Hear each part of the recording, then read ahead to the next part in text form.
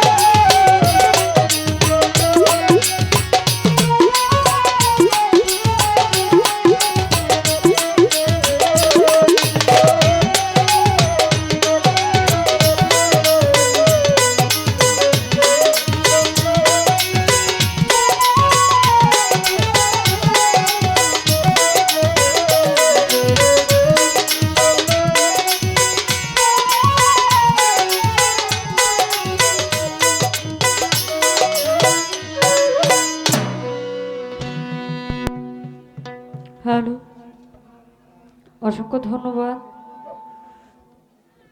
আমাদের এইখানে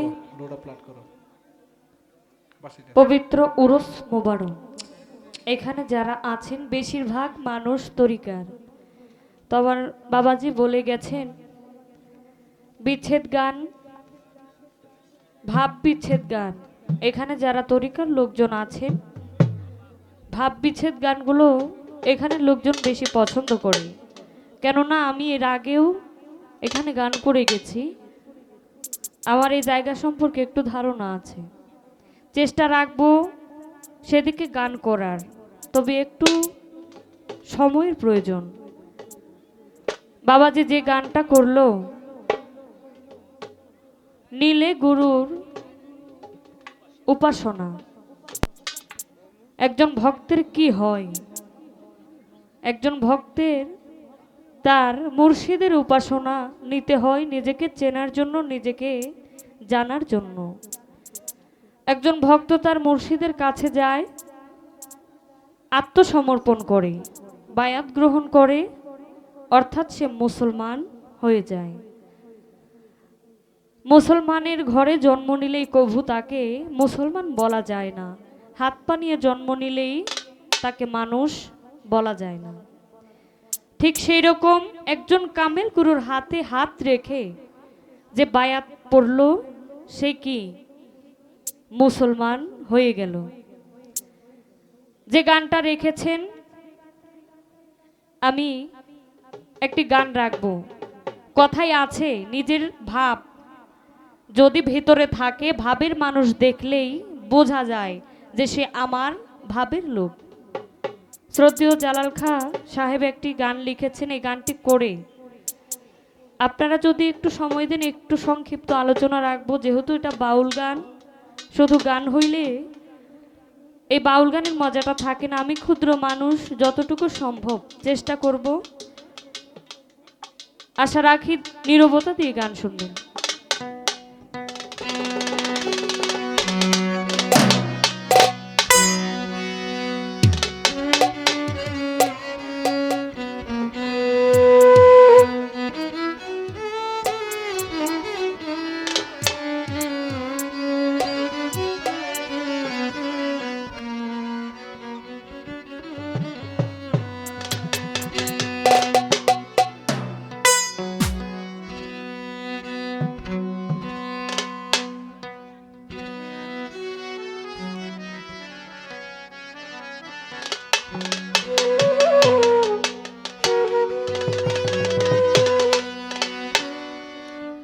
ভাববিনে কিভাবে রে মানুষ,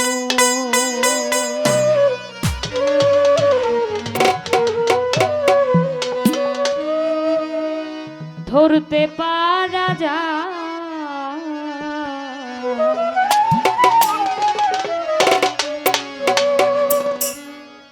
ভাববি নে কিভাবে মানুষ ধরতে পারা যায়, ভাববি নে কিভাবে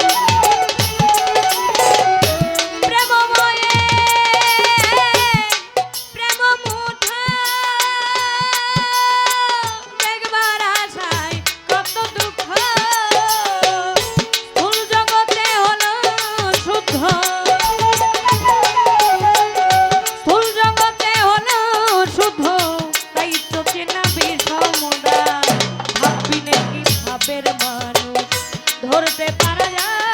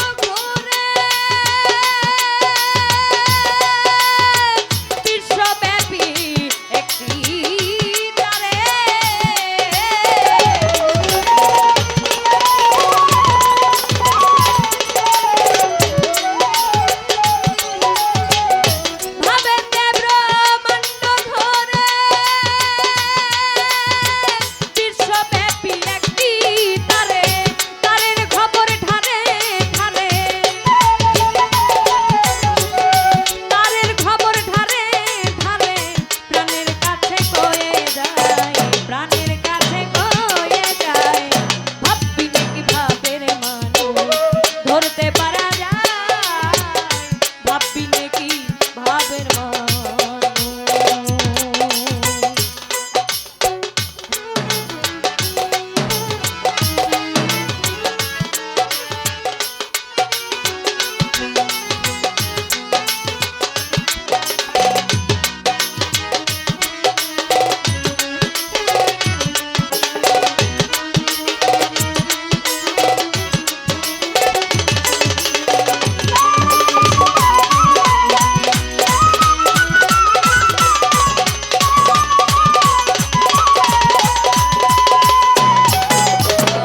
ভাবের সাগর গভীর ভারী, সকলের ঘটে না পারি।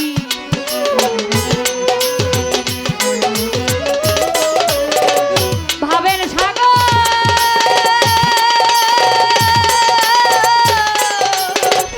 গভীর ভারী, সকলের ঘটে না পারি।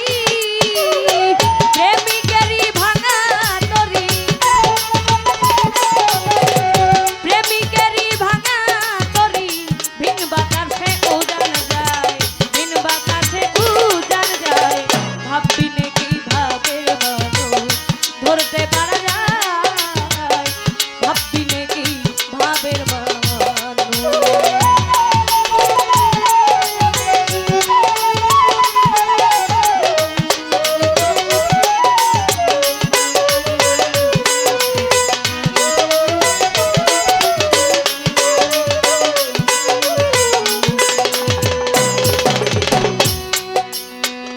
জ্বালালে কয় ভাবের গোলা, একজন গুরু বিনে যায় না খোলা।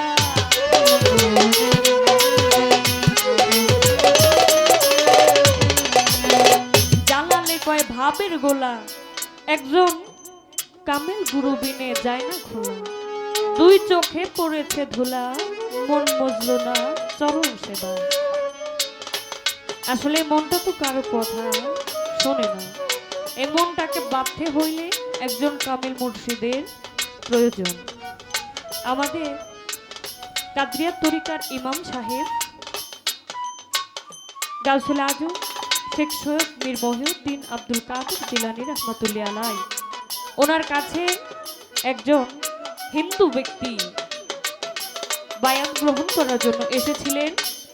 যখন বায়াত গ্রহণ করে তখন বলেছিল, যারা আমার এই বিষয়টা দেখেছেন দয়া করে আমার ফ্যামিলিতে এটা কেউ জানাবেন না, কেননা তিনি ছিলেন হিন্দু, আর হিন্দু ফ্যামিলিতে কেউ যদি মুসলমান হয় তাহলে কি হিন্দু পরিবার থেকে তাকে কি ত্যায্য করে দেওয়া হয়। তখন বলে, আমার বিয়ের উপযুক্ত একটা মেয়ে আছে, তাই আমার পরিবারের লোকজন যদি জানতে পারে যে আমি মুসলমান হয়েছি তাহলে কি আমার মেয়েটাকে বিয়ে দিতে পারবো না। এজন্য তিনি বলেন,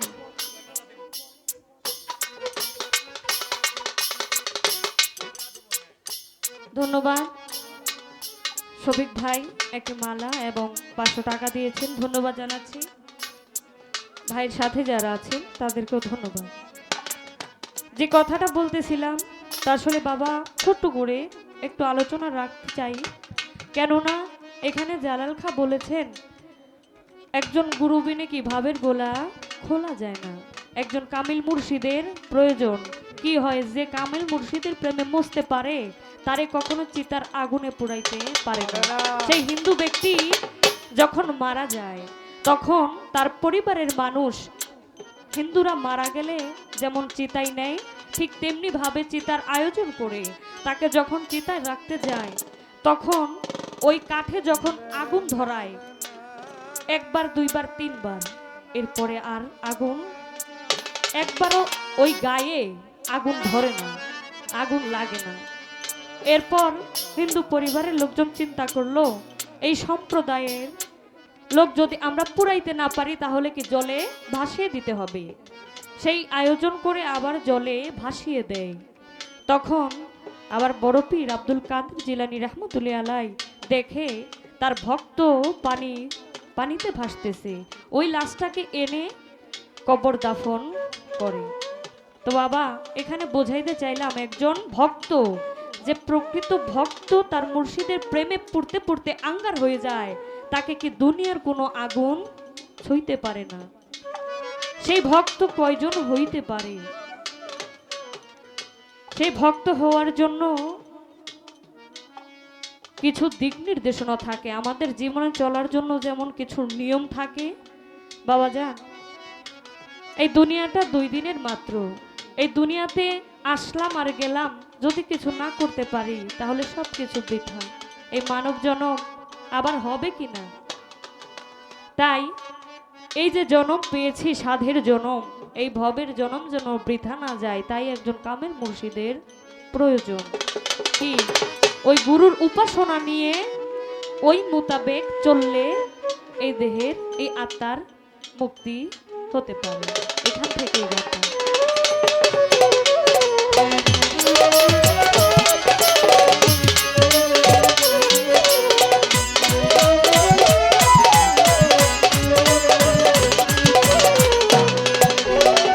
জানালে কই ভাবের গোলা,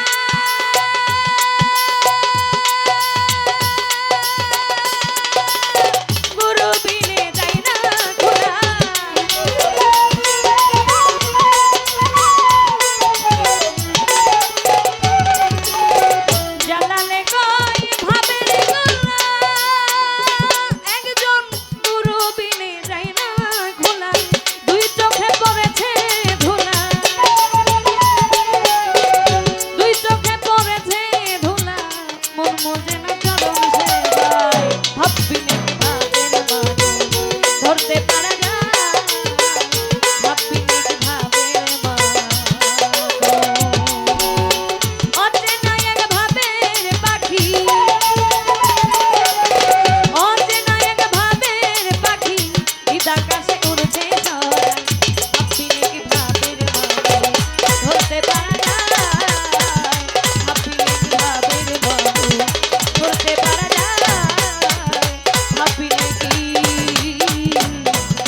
যাবে